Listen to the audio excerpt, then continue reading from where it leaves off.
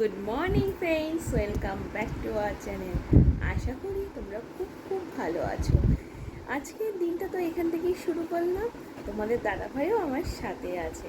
তা গরমটা তোমরা কেমন এনজয় করছো? ভাবছো তো আমার গরম আবার এনজয়? বললাম দেখো না কেমন, আমাদের জানিও তোমাদের গরমটা কোথায় কেমন পড়লো। আমাদের এখানে প্রচণ্ড গরম। কালকে একটু হালকা গরমটা একটু কম ছিল, কিন্তু সকাল থেকে আজকে যা রোদের তেজ দেখছি, মানে মারাত্মক গরম পড়বে বোঝাই যাচ্ছে।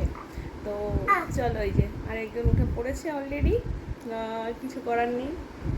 এই যে বন্ধুরা হ্যালো বলে দাও, হ্যালো বলে দাও, হ্যালো ফ্রেন্ডস বলে দাও। উঠে পড়েছে, হাইও তুলছে। তো এবার দেখাই তোমাদের দাদা ভাইকে। Good morning friends. গরমে তো গরম দিয়েই সকালটা শুরু হলো। প্রচণ্ড ক্লান্তি লাগছে জানো। সকালবেলা ঘুম থেকে উঠে এরকম ক্লান্তি সাধারণত লাগে না, কিন্তু আজকে এই ঘুম থেকে উঠে কিরম যেন একটা লেথার্জি। বুঝতে পারছি এটা গরমের কারণেই হচ্ছে। তা দেখা যাক কতদিন এই গরম কন্টিনিউ করে। কেন গরম, কী ব্যাপার, কী বৃত্তান্ত, কেন ক্লাইমেটিক চেঞ্জ, এসব নিয়ে আর একটা কথাও বলবো না ব্লগে, কারণ সব কথার পর্যায়েই রয়ে যাচ্ছে, আর ফলাফল আমরা ভোগ করছি। যাই হোক, সবাই যে যার নিজের মতো সাবধানে থেকো। এর বেশি আমাদের আর কিছু বলার নেই। সারাদিন চরম ব্যস্ততায় কাটবে, তোমাদেরও আশা করি কাটবে, কারণ সপ্তাহের আজ দ্বিতীয় দিন। আর গরমের মধ্যে যতটা সম্ভব নিজেকে প্রোটেক্টেড রেখো, সাবধানে রেখো, এটুকুই।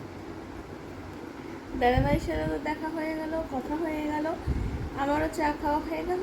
এবার লেগে পড়তে হবে নানান কাজে। দেখা যাক, রেগুলার রুটিনে আবার ফিরে এসেছি। চলো তোমরাও চলো, তোমাদের কাজগুলো কমপ্লিট করো, আমিও আমার কাজগুলো কমপ্লিট করি, তারপর নিশ্চয়ই তোমাদের সাথে দেখা হবে। চলো টাটা। আমার তো স্নান কমপ্লিট, এবার অফিসে বেরোনোর তোড়জোড়। আর তোমাদের দিদি দেখো সকাল থেকে উঠেই ব্যস্ত হয়ে পড়েছে আলমারি গোছাতে। এই হচ্ছে আলমারি, যদিও এটা গুল্লবাবু স্পেশাল আলমারি। আর এইটা দেখো তোমাদের দিদি বসে বসে এখন গোছাচ্ছে। কিছু বলবে বন্ধুদের? হ্যাঁ, এখন ঘুমাচ্ছে, এই সুযোগ গুছিয়ে রাখা। যদিও গোছানো আমার বৃথা, একটু পরে সব ফেটে ফুটে যাবে। যাই হোক, কিছু তো করার নেই। অগোছালো করে রাখা যায় কি? যতটা সম্ভব চেষ্টা করি গুছিয়ে রাখা। ঘরটার অবস্থা হয়নি, অনেক কিছু ছড়িয়ে ছিটিয়ে রয়েছে, দেখে মনে হবে কোনো দিন ঘর গোছানো হয় না। আগে একটা ব্লগে তোমাদের বলেছি। এই একবার বন্ধুদের দেখিয়ে দাও আলমারির এই পাশটা। এই দেখো বন্ধুরা, কি কাণ্ড করা এখানটা।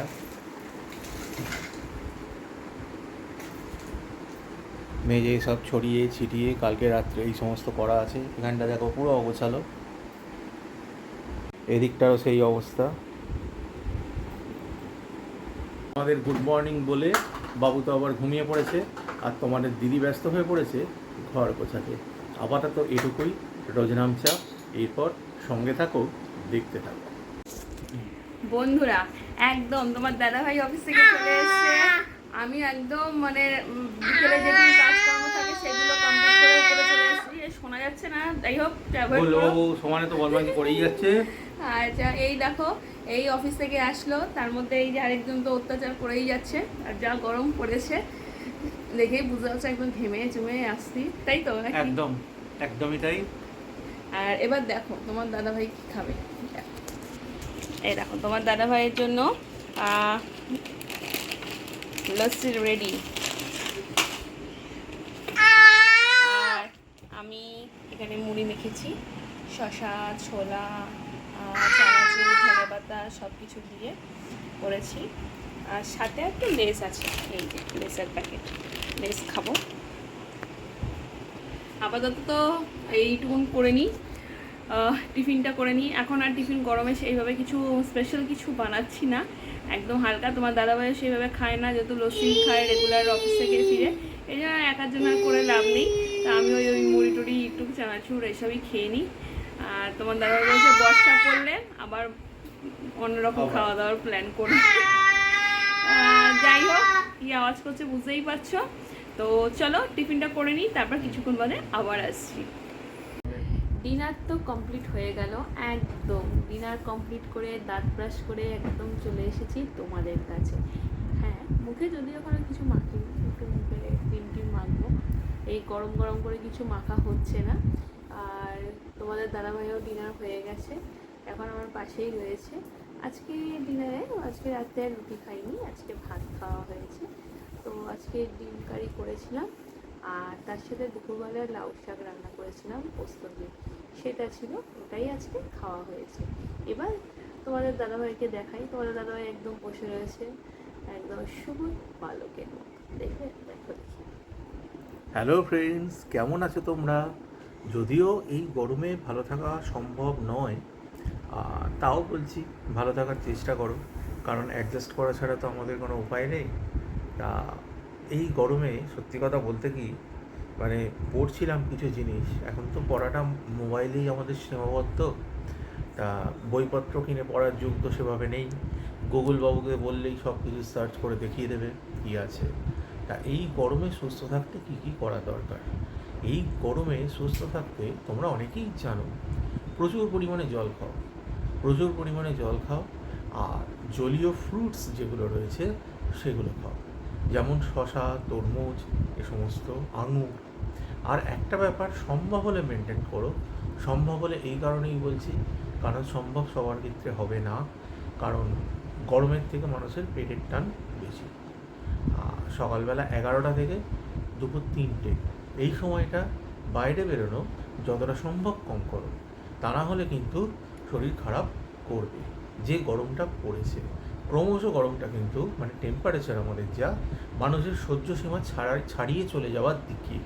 তা এই জায়গায় দাঁড়িয়ে সাবধানতা অবলম্বন করা ছাড়া কিছু নেই, করার নেই। তেল, ঝাল, মশলাদার খাবার যতটা সম্ভব কম খাও। আর আমি তো সপ্তাহে, তোমরা জানোই, একদিনের বেশি ভাত খেতাম না। তা এই গরমের হাত থেকে বাঁচার জন্য তোমার দিদিকেই বললাম, যদিও সাজেশনটা তোমার দিদিই দিয়েছে যে গরমেতে রাতে মাঝে মাঝে ভাত করলে কেমন হয়। তা এখন সপ্তাহে 1 দিন কি 2 দিন রাতে ভাত খেতে হচ্ছে, কারণ রুটি খাওয়া যাচ্ছে না। তা এই সিচুয়েশানে দাঁড়িয়ে তেল, ঝাল, মশলাদার খাবার যতটা সম্ভব বর্জন করতে হবে। হালকা খাওয়া দাওয়া, হালকা পোশাক আশাক পরা, আর যতটা সম্ভব রোদ্দুর বাঁচিয়ে থাকা, এছাড়া তো আর কোনো উপায় নেই। তা তোমরা সবাই ভালো থেকো, সাবধানে থেকো।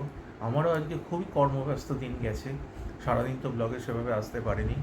আর সন্ধ্যেবেলাকার তো টিফিনটা তোমরা দেখেইছো, সেই জল সমৃদ্ধ একটা টিফিন, যেটা হচ্ছে লস্যি। তা এইভাবে আমিও আছি, তোমরাও দেখো কতটা এটা ফলো করতে পারো। আর আপাতত আজকে এটুকুই। আবার তোমাদের দিদি যদি কিছু বলতে চায় বলো।